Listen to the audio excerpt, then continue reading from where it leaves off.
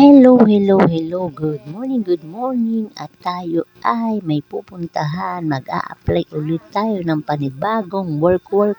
Kasi naman sa ating in-apply ang unang trabaho at nakapasok tayo, hindi pala tuloy-tuloy yung work doon. Kaya naman napag-isip-isip namin mag-apply ulit ng panibagong work.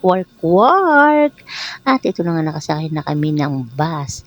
Alam nyo ba, hindi akin 'tong cellphone na ginagamit ko 'to, sa akin yan yung nakahigang yan, yung aking cousin na si Amor Solo. Nakikihiram lang at nakikigamit lang ako ng cellphone niya kasi nga wala tayong cellphone. Nasira na naman ang ating cellphone.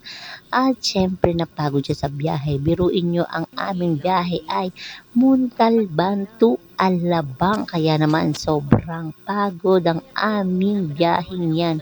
Pero nakarating din kami. Ay, ito na kami, Alabang. Ito na naman kami, lakad to the rain na naman, to the way. Kabababa lang namin, galing ng... Ano ba yun? Saan tayo galing? Ayala. Tapos dito kami sa Alabang bumaba. Here we go na. Papunta na kami ng Sapote. Mamaya kami ay Sakote. Ang hirap na walang cellphone, B. Sa totoo lang. Nakikigamit ako sa kanya. Kanya, oh. May cousin. Wala tayong cellphone, B. Wala, nasira na naman. Kaninang umaga, pag alis namin, nakakuha ako ng konti. Ka-video. Ngayon, nawala na naman ang video. Wala na naman. Sira na naman. Oh, B. Here we are na. Malapit na tayo. Ay, nako, binuhagad ngayon. Nasaan ang parahan hindi natin?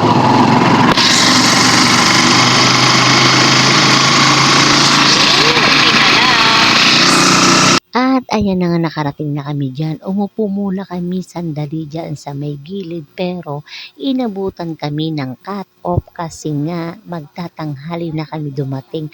1 PM pa daw ulit ang interview namin, kaya naman kumain muna kami sandali dyan at pagtapos umupo na kami dyan, nagpahinga na kami ng konti, diba?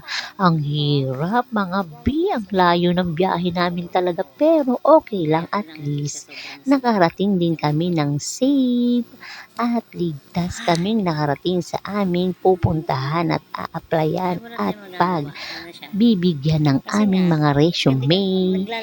At ito na nga ang nangyari mga B. Matapos ang 1 PM. At ito na nga, pauwi na kami niya. Natapos na ang aming interview at marami pa kaming kulang na requirements. Kaya babalik na naman ulit kami pagka aming nakompleto na ang aming mga requirements.